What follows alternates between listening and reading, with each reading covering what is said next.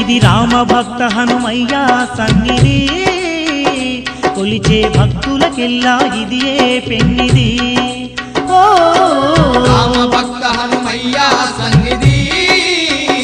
కొలిచే భక్తులకెల్లా ఇది పెన్నిది పవిత్రమైన క్షేత్రం ఆ పవన కుమారుని నిలయం పవిత్రమైన క్షేత్రం ఆ పవన కుమారుని నిలయం అవనిలో పుణ్యధామం శ్రీ ఆంజనేయుని ఆలయం అవనిలో పుణ్యధామం శ్రీ ఆంజనేయుని ఆలయం ఇది దీన జనులను ఆదరించే క్షేత్రం